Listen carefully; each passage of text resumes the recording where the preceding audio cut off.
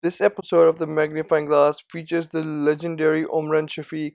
Omran has been part of many bands over the years as a vocalist and guitarist, but is more famously known for his performances on Coke Studio for many years. Watch as we talk about his early influences, bands, the birth of Coke Studio, his performances on Coke Studio, as well as playing with Ali Azmat and Junoon. Also, watch out for his very special performances at the end. Assalamu alaikum. Today, guys, we are here with Omran Shafique, the great Omran Shafique, who is one of the most renowned musicians in Pakistan. He's been part of many underground bands, but you probably know him from his time at Coke Studio as well. Let's meet Omran and put him under the magnifying glass. Omran, how are you today? I'm doing good, yeah. I'm doing good. How are you? I'm good. On to the first question. How did you get into music and guitars in the first place? What was the inspiration? Yeah, I'm the youngest of four brothers. Hmm. So the eldest one was like 11 years older than me. Hmm. So by the time I was like 5 or 6, they had a band. So he was 16, 17 पे उनका कोई band शुरू हो गया था. So I was always around music, and it just it felt like a natural thing for me. I was always seeing a bunch of guys in a room smoking cigarettes and playing in electric गाने याद हो रहे हैं, लड़ाइयाँ हो रही हैं, like band. It was so it kind of felt like a very normal thing, growing up. And then the other brother kind of influenced my musical tastes. He was a big kind of a rock and roll, heavy metal guy, and punk rock. So he played Black Sabbath and all the classic rock stuff for me, and he kind of introduced me into like some of the foundational stuff. And then the third brother that I kind of took he has a bit of an obsessive nature. So that was another thing that I kind of took. So I took like different things from my brothers while I was growing up, because they were all so much bigger and just so much cooler, that I was like, okay, I love the way, guitar, he plays guitars and sings, that looks really cool. The other guy was just into rock and roll music, so I was like, okay, cool. He had the posters of Kiss and everything in his room. So, that was very exciting for me. And then the other brother was all full of facts and figures and little barikiyan. And I got that barikiyan, कीड़ा जिसको नहीं कहते, the कीड़ा. Yeah. So I got the कीड़ा to just sit there and kind of learn and just be like obsessively doing things on the guitar. And first thing I did when I got to America was join a band. And then I was consistently in a band. I think this year has been the longest that I have not been actively partaking in a band situation. Since I was 17, probably. That's a long time. Yeah, I always had some band of some sort or some project or something. Musical venture, yeah, I understand. Corona, it's kind of stopped everything from happening. So that also has stopped my kind of thing. But I'm hoping once music starts back up and live music starts happening, then we'll start up another project while I'm here in America. Inshallah. So I want to ask, how old were you when you moved abroad into America? I was 18. So what was how was moving abroad an influence on your musical playing style or your journey as a musician? It changed completely. Not completely. Over time, the influences and my and it's constantly evolving. Like I would hate to be stuck in the same musical environment that I was 20 years ago, and similarly, like 10 years ago, I feel like I always have to constantly chase something. So initially it was the rock and roll and heavy metal stuff, and then over the course, it's just I've because of Coke Studio, I was exposed to so much more music. When I came in Texas, obviously Texas is big on blues. I'd never heard of Stevie Ray Vaughan, and I liked it, but I wasn't like a big fan. I was like really into like really heavy stuff, rock and roll. So but that's all it was. And I listened to everything. I was like, actually, before I started getting into like rock music because of guitar, I was really into hip hop. So I was like the early Run DMC, the Fat Boys, Ghetto Boys, Tupac Gangstar. and stuff. Even before, I was listening to hip hop before Tupac, and then I liked Tupac, but then that's when hip hop started blowing up a little bit, and then I kind of lost because it got very pop. I remember when it was like really dirty, hardcore, and Underground type.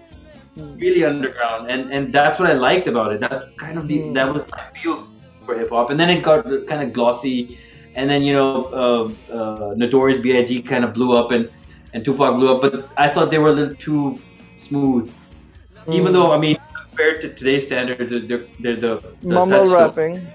Yeah, the legends.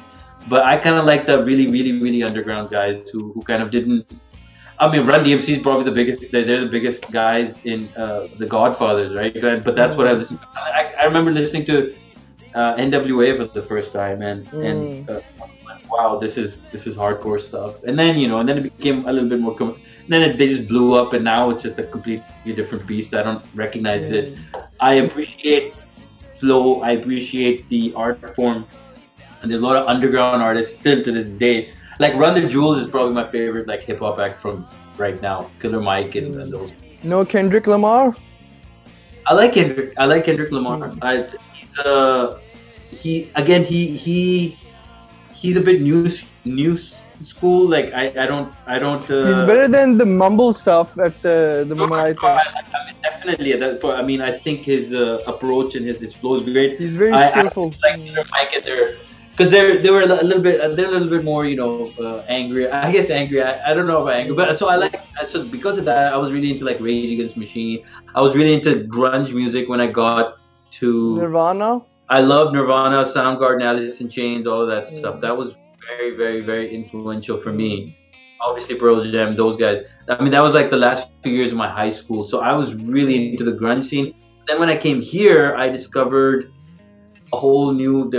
There was like the blues guitar players, the country stuff, which I never really, I've gotten into country music now, but I was never really into. Yeah, I know it's not for everybody, but it's I got into Americana and folk music. I get more into pop music than country. Country just I don't know why. There's no appeal in country. I don't know. I like pop music more.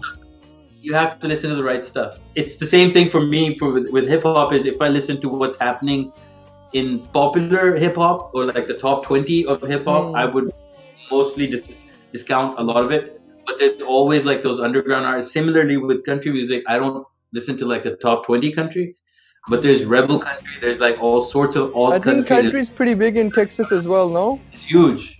It's huge. It's but again, Texas has like outlaw country. They have like just a guy with a guitar telling stories, and that aspect of it I like. They're storytellers. They tend to be alternative and not mainstream, not glossy, and those are the guys that I listen to now. As far as country, and I say country, but they wouldn't even call themselves country. They'd call them Americana. Americana is like, I get what you mean. Yep. It's a mixture of like blues. It's a mixture of like country kind of stuff. But they'll add rock and roll in there. They'll add like all sorts of kind of interesting things in there. And I remember when I got to college, I met a Pakistani who was really into country music, and I was just like, I don't even get why that's happening. Why you live in Lahore your whole life. America aate ho padhne ke liye, and you're like, and you were into, but he was into country like while he was living in Pakistan. Are you a Trump supporter? No, not at all. No, not at all. This is what I was talking about. There was supposed to be a rock interview, but it's gone from like hip hop to country to Trump now. Even the country music and the country artists I listen to, I would say are not Trump supporters. And you know what? Even if they were, I have friends who are Trump supporters, and I don't discount anyone's opinion on point of view. It's always a point of view, and it's how you can accept. Let's put this interview back on track now. I went off the rails as well a little bit. You've been in various bands, Moj, Coven, and Coastal, how was that experience like? And those bands not last long? Keeping a band together is way harder It looks. than it looks. Yeah, and really all of them were not, for me they were all projects. I think in order for a band to like properly succeed, you have to be all or nothing. You just Mm, have to, this is it, this is my life. You're the guy who's just constantly designing band logos, right? And I'm mm, not that guy who will be mm, like, yeah, Moj hai to Moj hi hai. That's why I was in Moj and I was in Coven and Coastal at the same time while I was playing with mm, Ali Azmat doing Coke Studio, and then mm, I'd be like, oh, who else wants me to play? Which is why I think I'm ideally suited for like session work, because I'm just like, yeah, I'll play here, I'll play. I mm, enjoy variety, and mm, just being a band member of Moj would have been supremely boring for me. I mean, mm, obviously it was kind of the thing that I was most in charge of. Moj being like, mm, so I was like the band leader in that situation, even though they were mm, Atif was on bass, Dennis and Shuja on drums, Sikandar was on drums, Hamza, I mean, a lot of the Coven guys were in Moj as well, and we were shifting mm, things, but it was always kind of, that was the one band that I think I would say I had the most ownership over, because I was the main songwriter, I was the guy standing in front as well, even though I didn't want to be. Um, mm, and for Moj, it was, I really didn't like the singing aspect of it. It was frustrating. Singing in Urdu, writing in Urdu is also a pain in the ass for me. So that thing kind of petered out. Coven was also fun, but again, I had other work. The band was in Lahore for the longest time. I moved to Karachi for mm, Coke Studio and for all the other things with Ali Azmat as well.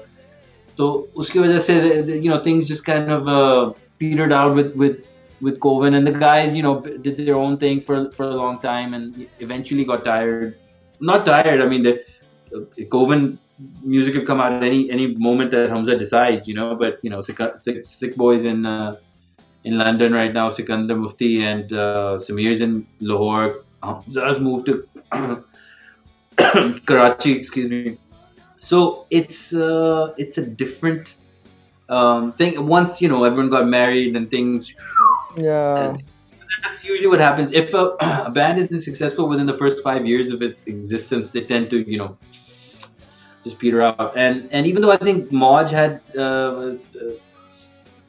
a possible uh, high probability of success if we had continued. But again, I got busy with Coke. I was busy touring with Ali and recording his Mm, album. One thing leads to another, and you kind of just never get back to that. And I think the chemistry that I had with Atif and Dennis and Shuja, like the guys that Taha, mm, obviously Taha, the producer of the Moj album, and the way it all worked. And similarly, Coastal was me and Taha Malik working on the kind of stuff that he was really good at, which is like electronic based stuff. I think my problem in life, I was too diversified in that situation again, because that's what I enjoy. I enjoy um, being in different group dynamics and having different you know roles and responsibilities and stuff. mm, Downtown Orchestra, that's Baba Sheikh's mm, brainchild, and then I kind of like joined in and kind of provided some sort of musical direction for it. It was a very open-ended jam band, and then I kind of added some sort of structure to it. But I was like, let's keep that open-ended stuff, which I really love. And then mm, I got into the folk and desi kind of South Asian elements, and I was like, okay, how can we mix some cool, like not mainstream Western ideas, but underground kind of Western ideas yes. within that, and do like a post rock kind of philosophy with like Sufiana vocals. So that presented its own set of fun challenges, which I really liked. And then again, going back to Moj, it was once once I got the album out, I was so sick of those songs. I didn't want to be the front man again, which is what kind of people were expecting. You like being at Uh, the back, like in Coco I like playing guitar. Studio?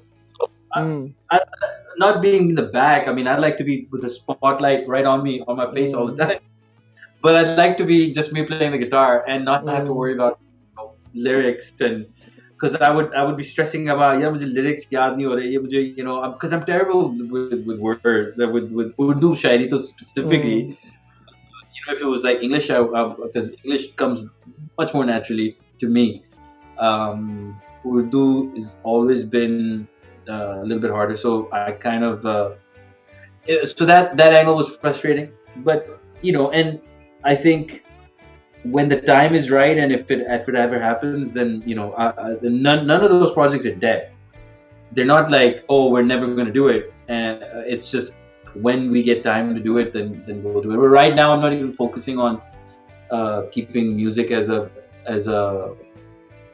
24-hour thing for me. And honestly, I've kind of gotten एक तो देखें Coke studio में जो मैंने 10 साल 11 साल बजाए हैं, those 11 years, you can pretty much say on average we did anywhere from 20 to 30 songs a year. Mm. So working it out, it's about 300 songs that I did in about 10 years, which is about 30 albums. Mm. That's a lot of songs. and I got a little burnt out on the process. So many songs, and it's just like song after song, and it's like ये 3 दफा होगा, ये 4 दफा होगा, उसका ये part है, तो उसका ये part है, and then that whole process, I think I was like, okay, I've had enough of it to kind of, so I burnt out on the process. I really still enjoy playing live. So the live aspect is always Coke going to Studio be there. live होता है ना नहीं? Yeah, the recording is live. Yeah. Obviously, this last season and season 6 were not. Yeah, They were. Yep. They were COVID. live in the sense that we're listening to the music being played and someone's playing it in one go.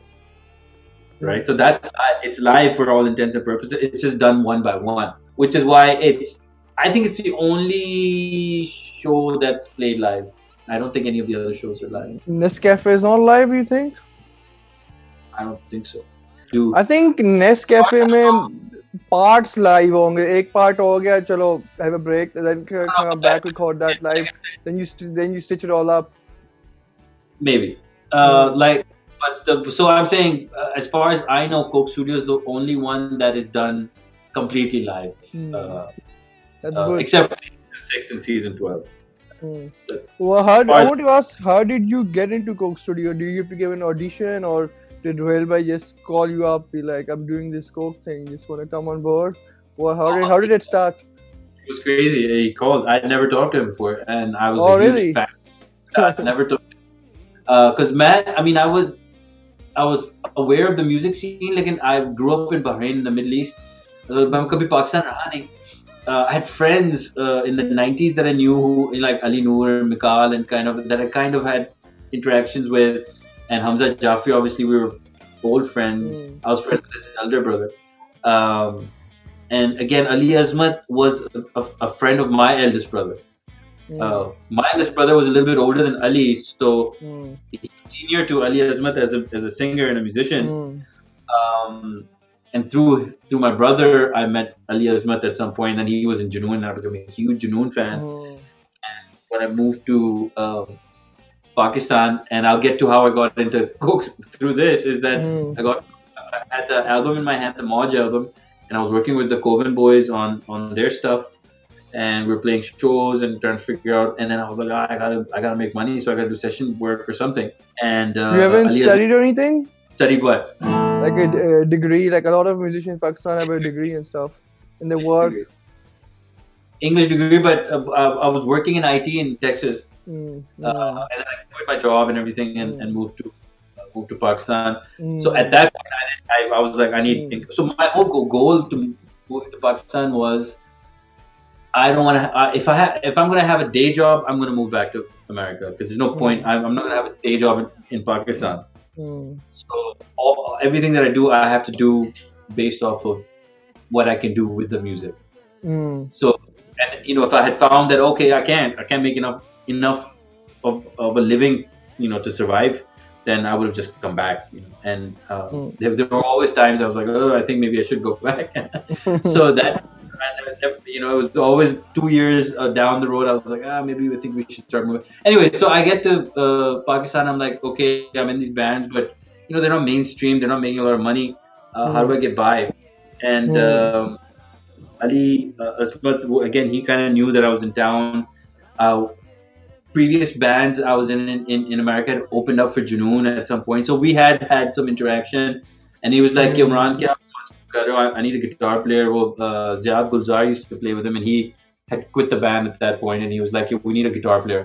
And Ziad is This leaving. post Junoon, This post Junoon, he had already gone solo. social He'd already circus से पहले.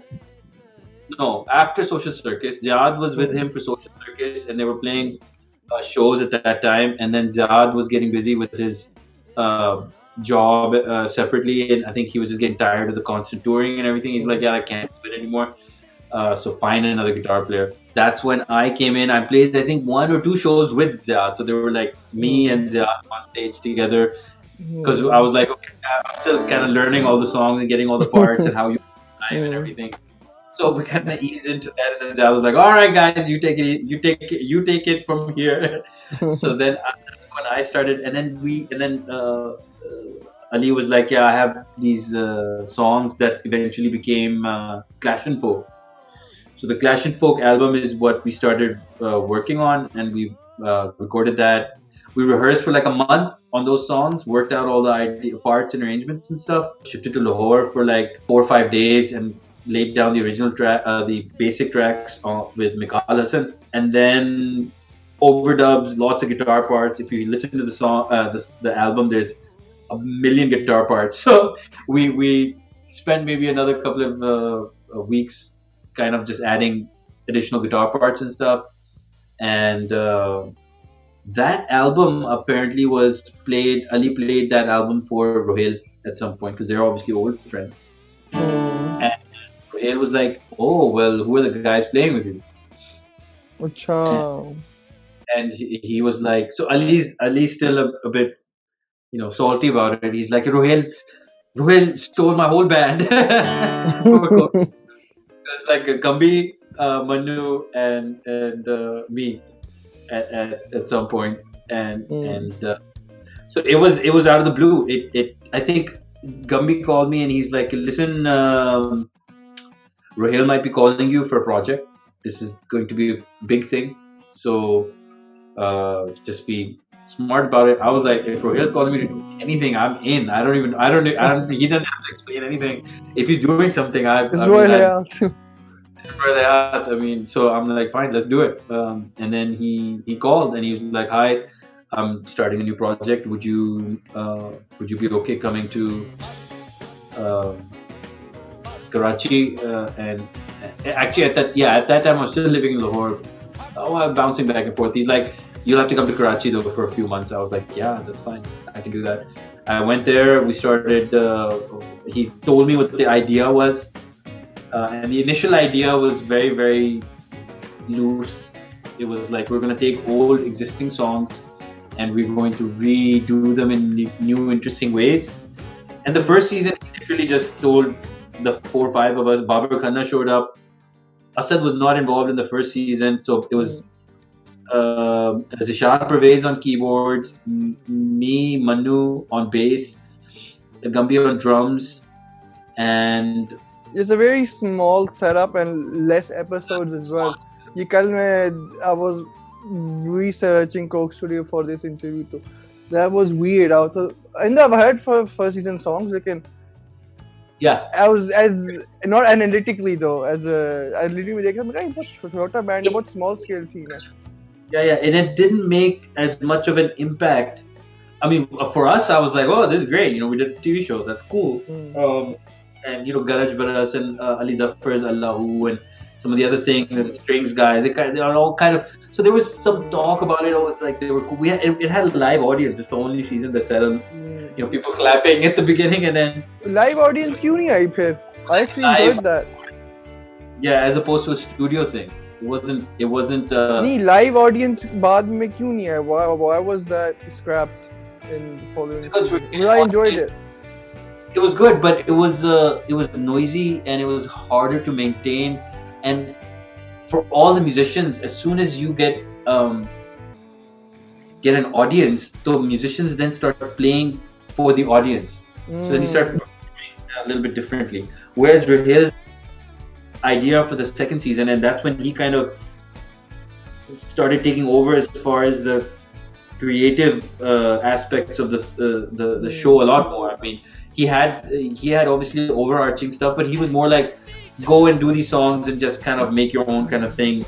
But I think he solidified what he wanted to do in the second season, and even the look wise it changed, the sound wise it changed, and band wise it got bigger as well. And obviously with Jafar on piano, it was a keyboard, it was a different sound. And then obviously Babar Khanna on dholak he's the one guy who's been there consistently throughout all the seasons. And so then Rahil was like, I want it to be a more studio sounding recording. I want it to be cleaner. I don't want the hassle of having to deal with an audience because they're noisy, they're clapping, they're going woo, and he's like, I don't. He's like, I want it to be and I want it to be comfortable, So no one's performing for that. You focus on being on time, being in tune, and live में थोड़ा like when you performing on stage थोड़ा इधर-उधर हो जाता है.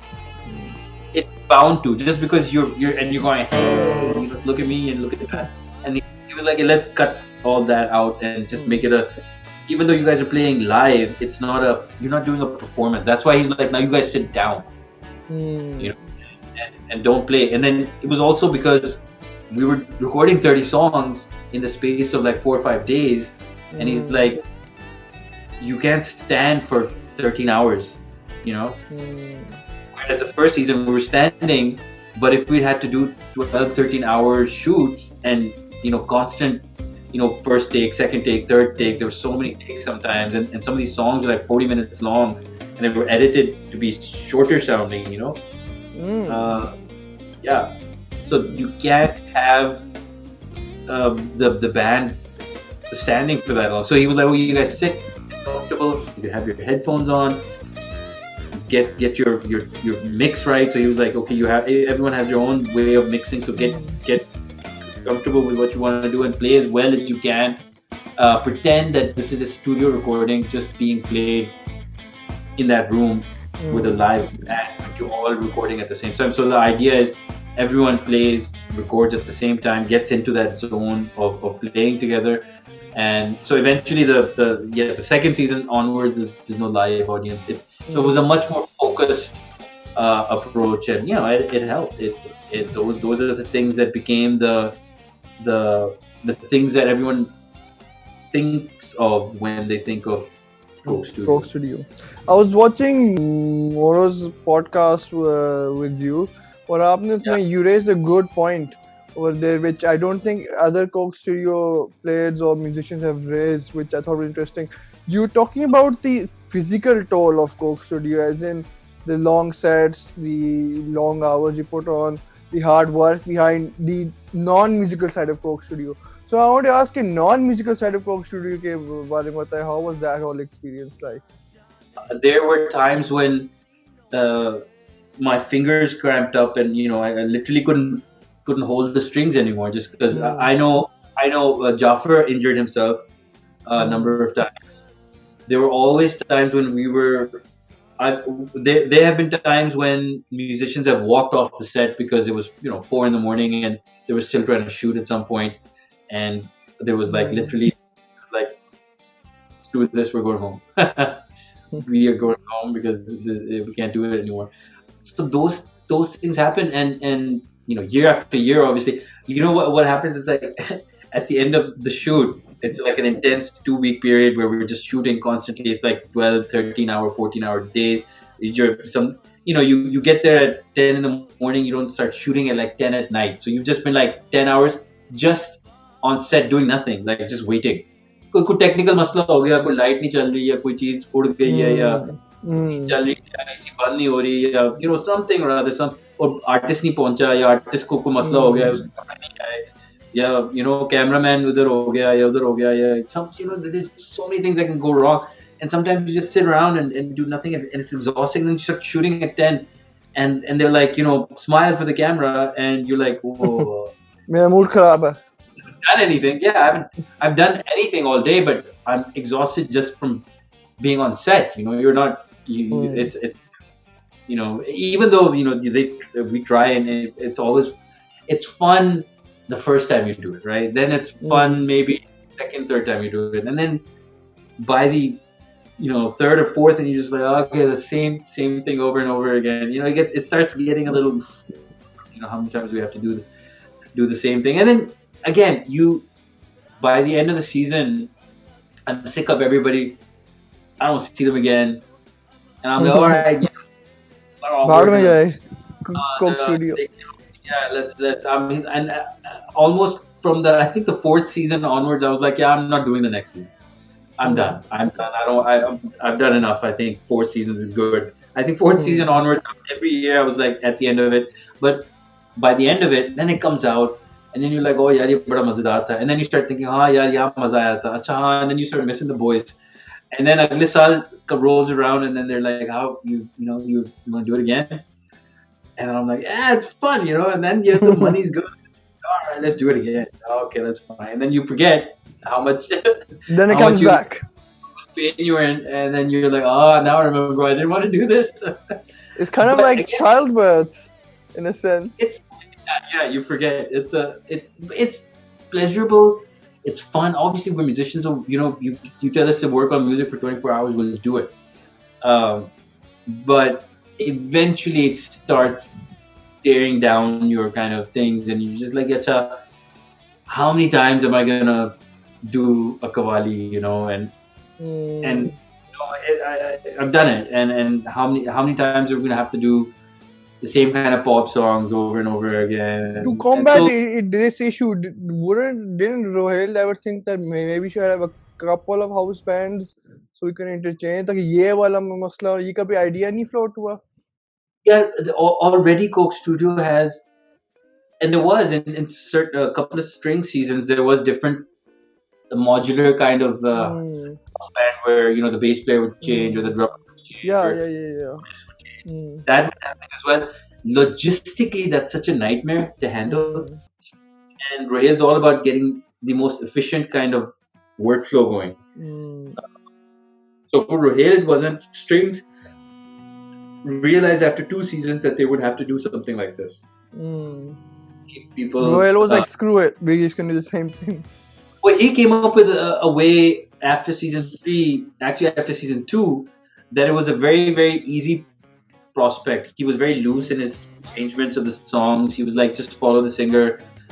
There's 2 or 3 parts. Don't overcomplicate anything. That's his style, anyways. That's his general direction.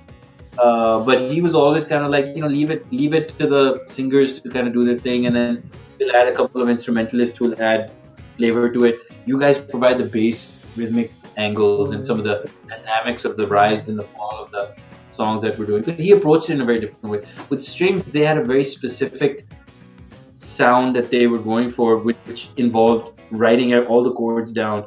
There's no like extra chord here, extra bar here. There's no shortening the song or extending the song. Or they left places where you were like, oh, you just guys go wild here or something, But for the most part, it was very, very structured. And that was a different thing. And then that was also hard, and sometimes the musicians would get sick of it, and they'd be like, oh, let me get out of here. So it was different for all 3 producers, completely different. But I think ultimately it's Rohel who kind of put the stamp on what the sound was. So and so it's hard. At the same time, we were well compensated. We were, and I got to to play with all the artists that I could want to play with in Pakistan. I got so much respect from it. I got my whole livelihood. I mean, I a lot of the times it was like you make enough that you can survive for the whole year. Not the whole year, but you substantial amount. It's a substantial amount. So those all. I mean, the Coke Studio was, I would say, the biggest reason that I stayed in Pakistan for so long. Otherwise, I probably would have moved back to Pakistan much sooner. You mean US? US. Yeah. So I wanted to ask some of my personal favorite songs from Coke Studio, and you've been part of them. So I want to ask, just quickly summarize the creative process of those songs. I think about 5 or 6 songs that you've been part of. So I just want to know how they came about, and just summarize quickly because there's 5 or 6 songs. Season 1, Atif Aslam, Jal Papari, if you can cast your mind back, the creative process. Yeah, season 2. Yeah. My research went wrong, or maybe I forgot. But yeah. Season 1, the smaller set, different kind of season. A lot of people assume season 2 was the first one because that's the one that got super popular. Atif came, he knew what he wanted for the song pretty much, and we played it. We're the only thing that we did different from his studio version was that we added a bit more, dholak type stuff.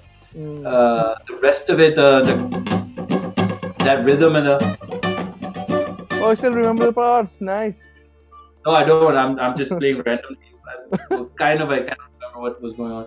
And so Atif is great at getting the band to kind of play around with him, and that's the first time I played with Atif. Super impressive because he knew his stuff. He had great command over how the band was reacting to him. We were all blown away with how intuitive he was, and how he was just a natural performer, natural singer. Really great. But that was it. We didn't really do much with that song. We were like, okay, these are the chords. And he was like, I want to do this Khansa bit in the middle. We're like, great. How does it go? It fits in the song. Which part is that song? With the Oripia part? Oh, yeah. That little kind of yeah, I remember. I like one of my favorite Coke Studio songs. Yeah. That was season 2. Sari Raat, I think season 2 as well. Noori. Tell me about that one. That one was again the Noori boys had that song pretty much worked out completely. I remember hearing the demo, and it had that crazy middle section that they come up with. When Ali Noor goes high in the notes, that part. Yeah, and then there's like that, and then that reggae part. So they were like a bunch of parts. It was like a little Dream Theater section in the middle, and then they went into like a reggae thing towards the end. So, but I think the Noori brothers already had that song pretty much done as a demo, and our job was literally to just be able to play it and remember all the chords. Now for a very special performance of Saeein by Junoon.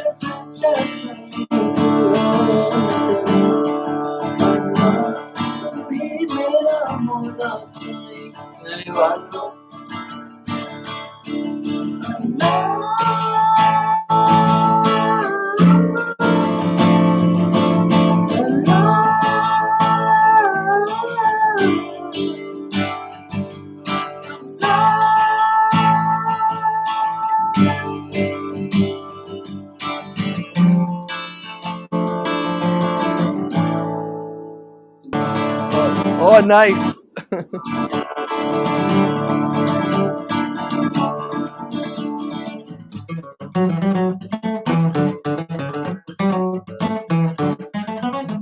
Was it?